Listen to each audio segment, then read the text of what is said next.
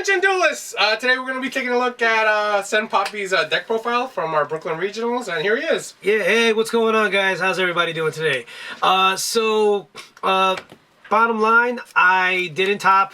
I finished X3, but for the people who obviously don't know what X3 means, it was 9 rounds of Swiss, so it was over like, what, 450 people, right, Jose? Yep. Yeah, so it was about 450 people, and I managed to actually place 73rd.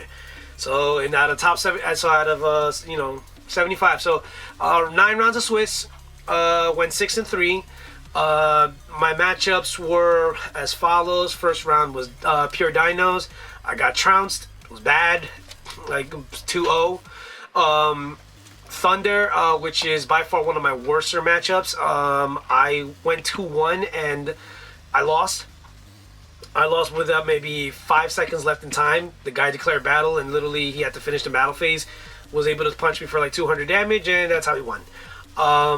Third match was against, if I'm not mistaken, and of course I'm going to forget. No, that's all good. It's all good. I pretty much won almost every other match save for round 5, which was Pure Orchist. Pure Orchist with the Warrior engine in there. I sold Neo Space Connector, all that good jazz. And I gaffed a little bit at the very end. I should have played a little bit more aggressively, but instead of going Kobe with it and, actually, like play to kill, I decided to pass it up like LeBron did, and it actually cost me a match and probably my spot at an invite. So, obviously, learning experiences for all, but you're wondering exactly what deck I'm playing, and it is Cyber Dragon. All right, so a lot of reasons as to why, actually not really a lot of reasons as to why I chose to run this deck. It's my favorite deck right now. It's been my favorite deck since I've obviously gotten all the pieces to it. And before, I did run the Cyber Orchist deck, and I liked it, but I really liked the pure version just a little bit better. It just was, Mermaid was obviously a problem, clearly, as many times have I said that this card was fair. Not really. So let's get into the deck profile, and I'll show you exactly my choices for everything, okay? So to start off, we are going, obviously, with the standard 3 Cyber Dragon. If you don't know what this does, then you've been living under a rock for how many years now? 3 Cyber Dragon Core. Obviously, main starter of the deck for the most part. I mean, this is it almost is like the end-all be-all to the deck. It gets you everything you need, and makes contacting a little bit easier for everybody. And just a big, God, he's a hand trap magnet. Like, you always want to Ash this, Veiler this, Ghost Ogre this, and Permanence. Like, it's fits every flavor, Next we have 3 Hers. He's basically just like your Dante of the deck. Obviously you've heard that term before. Linkuriboh. He's when you pitch him for Galaxy Soldier, he does so much. At one point I really wanted to cut him to 2. Now I will never cut him to 2. He will always be at 3. He obviously baits. He doesn't really bait out. He goes over Crescendo. He goes over a whole bunch of different jazz. It's like I can just contact into Mega Fleet or Fortress Dragon so easily with him instead of having to waste the Cyber Dragon Core summon, and I can even go into All Mirage with him. So obviously people know that, so that's what that goes. Then we have 2 copies of Cyber Dragon Naxter. I used to run him at 3, then at one point I felt like I wanted to run him at 1, then I found 2 is a much better ratio for me. You like when you see him, you hate when you don't.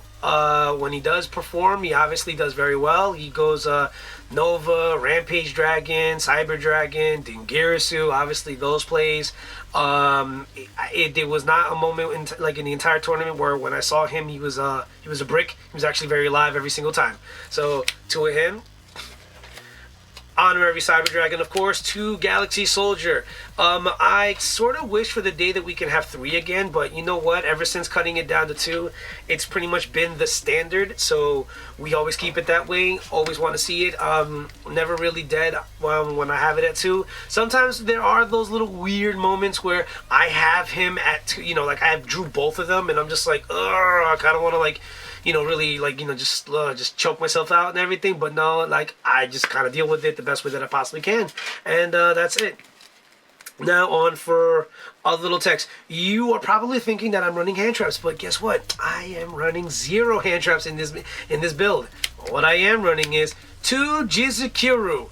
A lot of builds actually take for 1. Sometimes people go 3. I actually like 2. Shout outs to Sam from Team Samurai X1. He actually runs the Kaiju package. I actually don't. The reason why I don't is it's just a little bit too cloggy for my taste. However, when it comes to Jizukiro, he is so good, searchable, breaks Thunder Dragon boards very easily. What's in Appaloosa? I'm just gonna tell you that right now. I was facing down Appaloosa, Hope Harbinger, Colossus, and Savage Dragon, and I'm just like, okay, bring it on. That's really, that's what Jizukiro kind of like, comes into play for me. Exceptionally well against the True Draco matchup. It's just like, it gets rid of so much stuff, honestly. I love this card. I would bump it up to 3, but it's a little bit too cloggy at 3. Much better at 2. And something of a little bit of a remnants here. So, we got 1 Chaos Dragon Levinier. Obviously, level 8. You know exactly what I'm going for here. Dingirsu.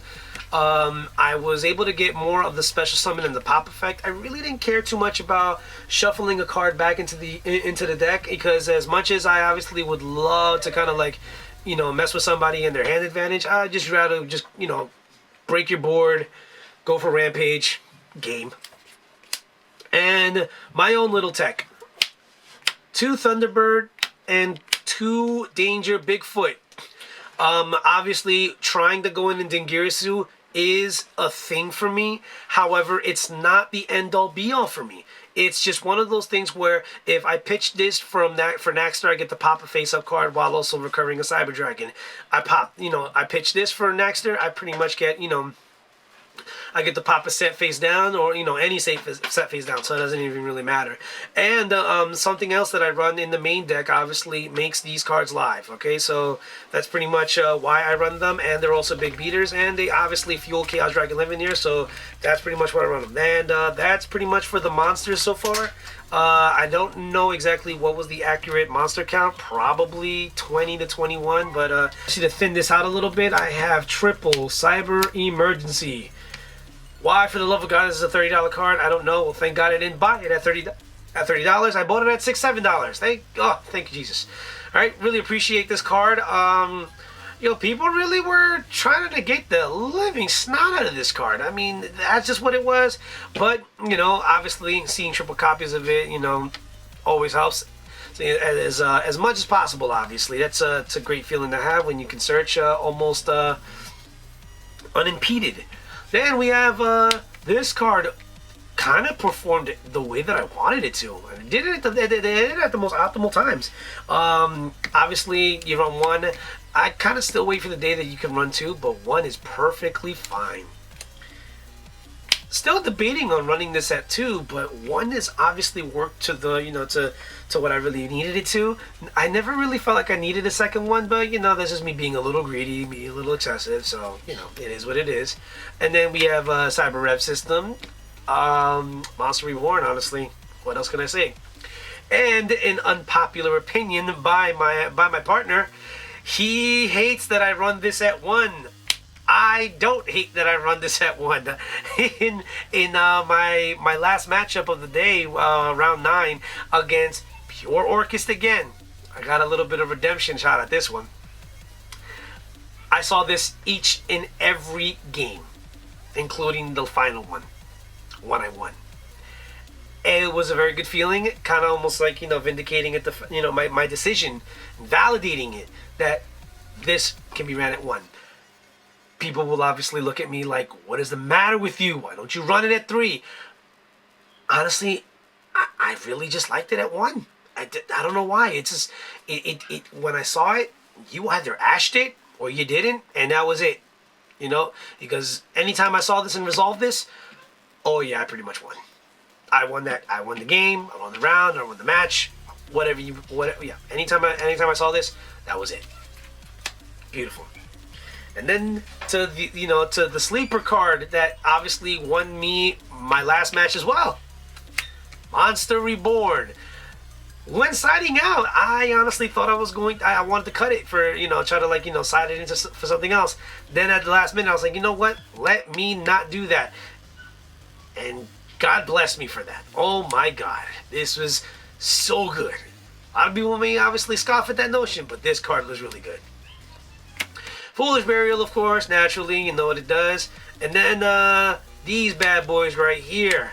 I hated back row. I hate back row. Okay, this thing honestly is just a little more live than Heavy Storm Duster, and I really appreciated it for what it was worth. Honestly, it made my Dangers live when I needed them. It made hers live when I needed them. Anything that I didn't need at the moment, I basically dumped. Every card was pretty much for the taking when it comes to this card. I wanted 3, but you know what? I had other ways of removal, honestly. And then this card. I used this more defensively as I did offensively. When I used the core, I used something else. I didn't necessarily need to have Call by the Grave by my side. Maybe once, but that was about it. Most of the time I did use this was really on the defensive and to stop people's plays. Now for the most underperforming trap of my lineup. That was the spell lineup. Now here comes the traps. This card, I wanted a little bit more of a stun variant and at least add some kind of like complexity to the deck. But yeah, I'm gonna cut these afterwards. Like I mean they didn't do what I wanted them to. Just to be very honest. So I like them, but not enough to obviously continue running them again. So these guys will probably get cut for something else, a little bit more live, to be honest. These guys were awesome. What? Oh my God. Compulse saved me. I had a round 7 matchup against Shinobird. And then they decided to run Randy's Ruler. Wow. I won that game. Thank you, Compulsory Evacuation Device. I should have bumped it up to 3, but I really just want to have space for 2. And then something that a lot of people are still going to probably scoff at. 1, 2, 3. Oh my God. Oh my goodness. This card was amazing. Most powerful card I had so far. Seriously. One way or another, I was resolving this. Didn't matter what you did. You could have, popped it with, with Twin Twister, Storm Duster. You could have popped it with Sanctum. I actually saw somebody do that. I actually saw somebody, was it? Oh my goodness, what was the other interaction I had? Well, regardless of the interactions, honestly, this still put in the work. Somebody pop this, get an emergency, get a plant, get a rev system, make everything pretty much live. God, I wish I could have like a billion copies of these. But these performed amazingly. I always used to run 1, then maybe I probably bumped it up to 2, and then I was just like, you know what? I'm bumping this up to 3, and it will always stay that way. Alright, and that's the main deck right there. So that was pretty much 41 in the main. I did kind of like, brick sometimes with the Dangers, but when the Dangers did resolve, obviously, I got to draw a little bit more through my deck. I cycled through. I really like the consistency of the deck. In the future, I might go for a little bit more of a stun variant, or maybe I just might tweak the list a little bit, maybe add some Nessies, kind of, just ramp up the consistency just a little bit more. I might side in the Call by the Graves for something else. Honestly, maybe a Pot of Desires. Maybe, who knows? The sky's the limit with this deck. I really do like the consistency, but we'll see with further testing. But I might give the deck a break after the next regional I go to. And probably move on to something else, but Cyber Dragon will always be there, and of course it obviously will always have board breaking potential, and obviously that board breaking potential is spearheaded by 2 copies of Chimera-Tech Mega Fleet Dragon, 2 copies of Chimera-Tech Fortress, and 1 copy of Chimera-Tech Rampage Dragon. I've seen other builds run 3 2-1 or 3 1-1. 3 Mega Fleets, 1 Fortress. I like 2 2-1. Little versatility behind that. I knew for a fact that I was going to be playing Orcust to some degree. I was not wrong. That was a meta call for me. I really, really enjoyed that. And also that second Jizakiro obviously made it possible for me to go into another Fortress Dragon. Just that simple. And I really enjoyed the ratio. Didn't see anything wrong with it.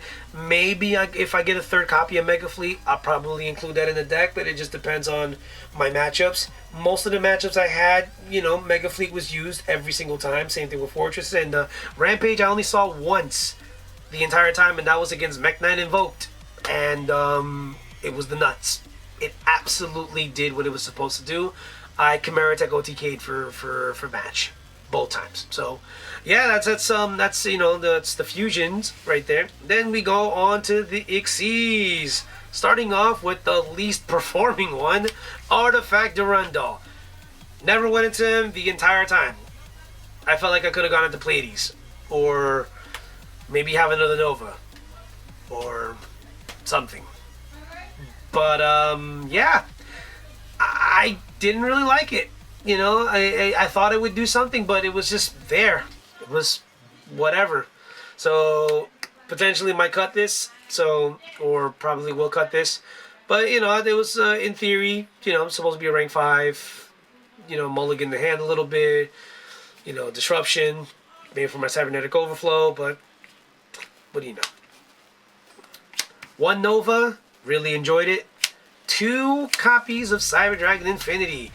I didn't get a chance to really see both Infinities. 1 was pretty much enough, and I've been floating the idea of obviously cutting it to just 1.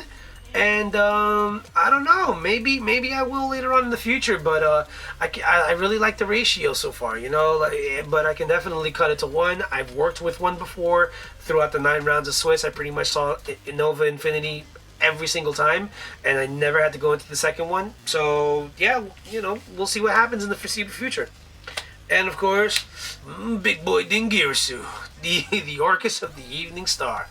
Oh my God! When I tell you, this guy really does strike fear into the hearts of those who lay eyes on it. Not me though. No. Oh, anytime I ever stare down at Dingirsu, forget about it. I'm just like, oh, hello, father. How are you? I'm taking you for Chimera Tech Fortress. So, but when he's on my side, he's grabs back my cores, and he hurts anything was banished, I pretty much get, or just spot removal, and I protect myself depending on what I want, depending on the interaction. And the very rare instance, I obviously bring him out with Nexter, so that's always nice as well. Link Karibo, obviously everybody knows what he does. Rank 1. Cyber Dragon Seeger, amazing. Obviously spearheads my OTK potential just a little bit more. Cleave4 Genius, I thought he was going to underperform, but he actually did quite fine. I really enjoy his skill drain ability for the turn. It's very good, and maybe sometime in the future I probably might be able to finally get that secondary effect off. But for now, I'm obviously going to be happy with what I obviously use him for. Albarrage, this deck could not be more consistent than without this little guy. He's not even a Cyber Dragon Mike type monster. He's a Salaman great. It was great. Very great. Saw him every time. So really appreciated the fact that he put in the work for me. And then I never went into this guy. Oh my sweet Jesus. Never went into him. Kind of almost no need. So sometimes I really wondered, why did I even try to put him in the deck? But Borrelsword is Borrelsword. He obviously puts out OTK. I mean, that's just really what he does. But yeah, 15 in the extra deck, and every with the exception of Durandal and Borrelsword, everybody pretty much had an appearance one way or another. Now, let's go on to the side deck, because like another YouTuber would say, games in won and lost via the side deck. Super Polymerization, only 2 copies. Third, I found a little bit too clunky for me because I really don't go that crazy when it comes to, snatching up my opponent's monsters in that regard for this. I did like my interactions that I did see with it.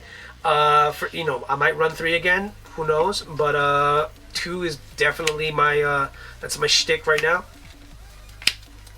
Double copy of Red Reboot. Never saw this.